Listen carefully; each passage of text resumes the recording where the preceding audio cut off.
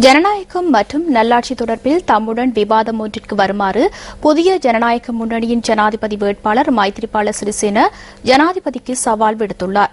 திவிலப்பிட்டிய பகுதியில் இடம்பெற்ற மக்கள் சந்திப்பிலேயே அவர் இதனை கூறினார்.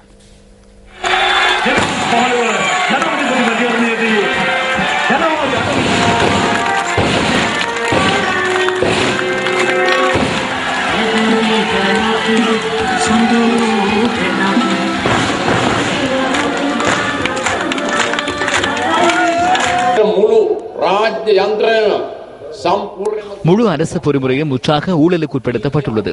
இந்த நாட்டில் நல்லாட்சி நிலவுகிறது. எனினும் தயவு செய்து தேர்தல் சட்டங்களை மீறுவதை தவிர்க்குமாறு எனது நண்பரான அதிமேதகு ஜனாதிபதியிடம் நான் கேட்டுக்கொள்கிறேன். வேட்பாளர் என்ற ரீதியில் அதுவே முதன்மையாகும். ஜனநாயகம் மற்றும் நல்லாட்சி தொடர்பில் ஜனவரி 1 என்னுடன் விவாதத்துக்கு வருமாறு ஜனாதிபதி மஹிந்த ராஜபக்சவுக்கு அழைப்பு விடுக்கிறேன். அரசு மற்றும் தனியார் ஊடகங்களுக்கு இடமளிக்க வேண்டும். பக்கசார்பற்ற நடுவர் குழாம் ஒன்று இருக்க வேண்டும். நமக்கு பாதுகாப்பு வழங்கி சுதந்திர விவாதம் ஒன்றை முன்னெடுக்க இடமளிக்க வேண்டும். இந்த கையில் கடதாசி துண்டேனு மின்றி வருவதற்கு நான் தயார். அரசு சேவையை சேத்திரனாக்குவதற்கும் வெளிநாட்டு பணியாளர்களுக்கு ஓய்வூதியத்தை வழங்குவதற்காகவும் தாம் உருவாக்கும் புதிய அரசாங்கம் செயற்படும் என இங்கு மைத்ரிபால சிறிசேன தெரிவித்தார். அரசு சேவையை பிரகாசமுள்ள துறையாகவும் மத்தியஸ்த சேவையாக மாற்றுவது மாத்திரமன்றி கீழ்மட்டத்தில் உள்ள அரசு ஊழியர்களுக்கு சிறந்த பொருளாதாரம் ஒன்றை கட்டியெழுப்புவதற்காக சம்பளத்தை உயர்த்தி மத்தியஸ்த பக்கசார்பற்ற அரசு சேவையை வழங்குவதாக நாம் உறுதியளிக்கிறோம்.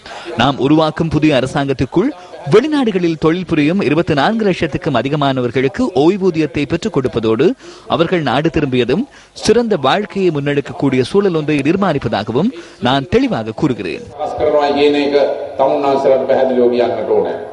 மைத்ரிபால சிறிசேனவுக்கு ஆதரவு வழங்கும் பொது எதிர்க்கட்சியின் மக்கள் பிரதிநிதிகள் சிலரும் இங்கு கருத்து தெரிவித்தனர்.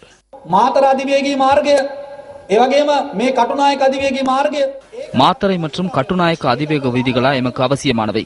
அதனால் எமக்கு லாபம் கிடைக்கிறதா? மக்களின் பெருந்தெருக்கல் பிரச்சினை தீர்க்கப்பட்டுள்ளதா? மக்களின் சாதாரண போக்குவரத்து பிரச்சனைகளை இந்த அரசாங்கம் இலகுபடுத்தியுள்ளதா? இந்த அரசாங்கத்தின் திட்டம் என்ன?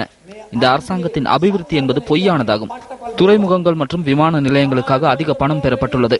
அதிக வட்டிக்கு கடனை பெற்றுள்ளனர். எதிர்கால சந்ததியினரை இந்த அரசாங்கம் கடன்காரர்களாக்கியுள்ளது.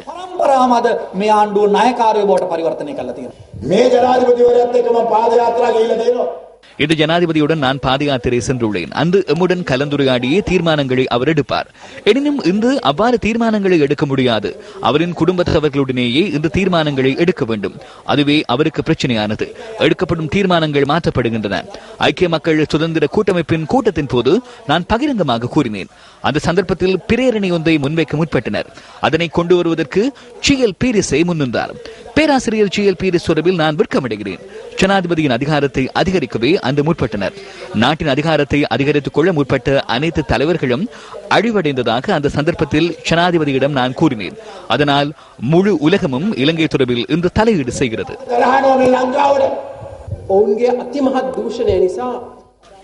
அவர்களின் பாரிய ஊழல் காரணமாக எமது பொருளாதாரம் தற்போது முற்றாக வீழ்ச்சியடைந்துள்ளது. அரசாங்கத்தின் சம்பளத்தை பெறுபவர்கள் 3 வேளை உணவு உண்டு வாழ முடியாத நிலையே காணப்படுகின்றது. 9 வருடங்களாக இந்த அரசாங்கம் 5%